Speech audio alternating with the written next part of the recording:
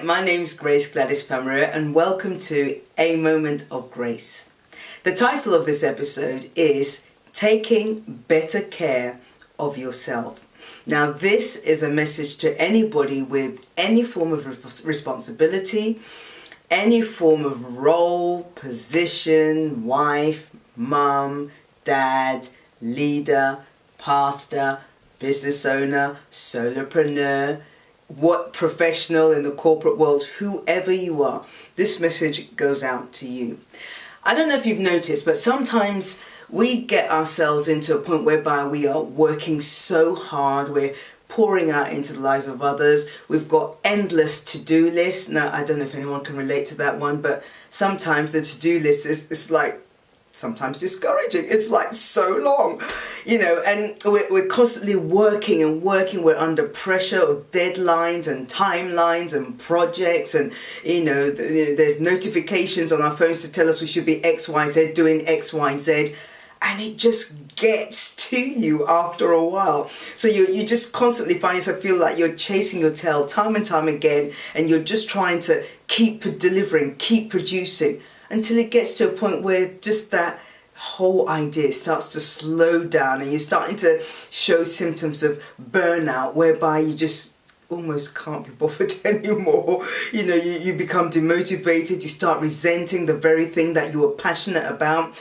You start backing away, withdrawing from people. You develop kind of social, spiritual, emotional kind of habits whereby, you're just not yourself, and that you're not yourself. And here's a tip, and I can relate to this completely, and I have to keep, checking myself time and time again, is when you find yourself showing up on the stages of life, whatever your job is. So you show up Monday morning to work, to pick up the kids at school, in the boardroom, in your office, in your home office, wherever you are, you show up, but the real you's not showing up. It's a facade. You're putting up a front. You're doing what is expected of you. And yet, if you're anything like me, while you're doing all of that, in your head you're thinking, I don't want to be here. I'm tired. I don't want to do this anymore. And it's not necessarily that you need to abandon ship altogether and never do it again, but you're just so tired. Now that really, if you're going through anything that I've mentioned so far, maybe you find yourself withdrawing from things, you're taking longer to do things, you're procrastinating, I'd say just take a pause and think about what self-care have I put in place for myself. I use myself as an example, as a leader, as somebody with multiple responsibilities, multiple projects running on the go at the same time, multiples of everything, right? It's quite easy to get lost in all of that. And sometimes I kind of put my head above the water and think, oh my God, I haven't had a break in a while.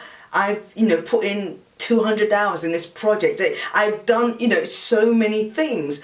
And you then think, oh my God, I need to put something in place. And when I don't do that, when I don't look out for the triggers and even some of the early warning signs, I struggle, and I'm yet to find anybody who can continue at that pace on a treadmill like a hamster and not stop and not have a detrimental impact on them physically, spiritually, emotionally, and mentally. So if you don't want to find yourself in that trap, and as I said, hands up, I will be the first one to say, been there, done it. And it's something I'm constantly having to manage so that I can continue to remain performing at my peak and being effective in what I'm doing. So if you can relate to anything that I've said so far, first and foremost, take a chill pill.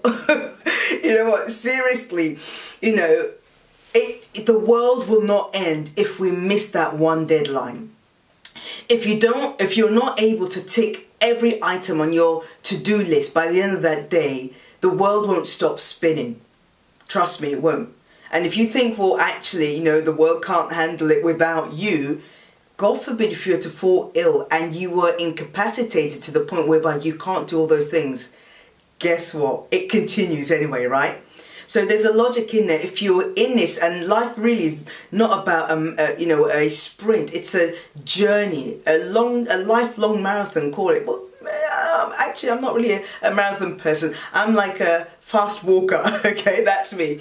But if I'm gonna last to the very end of my time and end well, I need to make sure that I'm putting things in place to make sure I don't get burnt out, I don't get stressed, overly stressed, and I don't get, to the point whereby I just want to chuck everything out, the baby in the bathwater, just chuck it all out, say, I don't want to do this anymore. And so I put things in place. I make sure I have enough social time with my friends. I make sure I have adequate exercise. So I go out, cycling every day and on the weekends with my buddies. I put so many things like holidays, times of rest, times of doing nothing. Now, for some people, that may be like a swear word. Doing nothing is not a crime. And one of the things I've actually instigated a few years ago was instituting what I call my Sabbath day rest. So Sunday, no work. I don't care who it is, what it is. There is no work on a Sunday. I'll go to church and come home and just chill. I might potter about in my garden. I might go for a bike ride. I'll definitely go for a movie, okay? But I am putting those things in place because I realize, just like the Bible tells us, God tells us 6 days we are to work. On the 7th day, have a rest. Now, if God can have a rest, hey, on the 7th day, who am I? So that was a strategy I put in place that really works for me, whereby I have that rest day to just do nothing. So if I want to sit down and watch a box set, you know what? It's okay. If I want to have a duvet day, if I want to go for long walks, if I want to go to parks, if I want adventure, that's okay too. Because that's helping me balance things out and making sure that I don't get burnt out. So over to you. What are you going to do to take better care of yourself? Do you need to sleep more? Trust me, sleep is a phenomenal thing. I've again reinstituted the idea of having 7 to 8 hours a night regardless. Okay, so at a certain point in time, my phone goes off and I'm not available. What do you need to do? Sleep better, eat better, fuel your body better. So stop eating nonsense and have time to create nutritious food that will help rebuild yourself and help you keep going. What else do you need to do? Have more playtime, more fun time, more social time, have time to hang out with friends and family. What is it that you need to do to help you? And perhaps it might just be looking at your to-do list. Have you taken on too much? Now, this is one of the things I hear time and time again with my clients, whether they come to me to write a book, whether they want to manage their well-being, whether they're starting a business. I hear this time and time again. They don't have the time. But we all have the same 24 hours. That's our currency. And we have to manage that. So perhaps looking at your to-do list, looking at your roles and responsibilities, is there something that you really need to put aside? Is it something you should be doing? Was it something for for a previous season of your life, but you're still holding on to that is now hindering you from moving on to the next season of your life? Because if you don't pay attention to these things, it comes back and bites us in the derriere in strange ways, whether it be your mental health, your emotional health, your physical health, your spiritual health. Something somewhere suffers.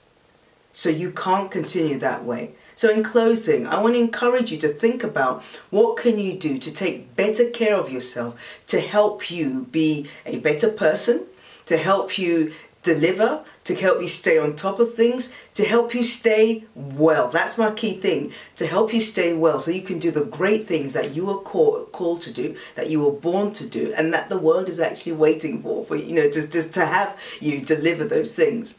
So it's all about taking better care of yourself.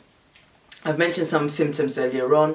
Take some time to reflect. Does this apply to me? What changes do I need to make? And how can I implement them today to improve the quality of my life? That's the question. So take it. Coach G is saying to you, what can you do to take better care of yourself? Till the next one, keep soaring. Take care and God bless. Bye.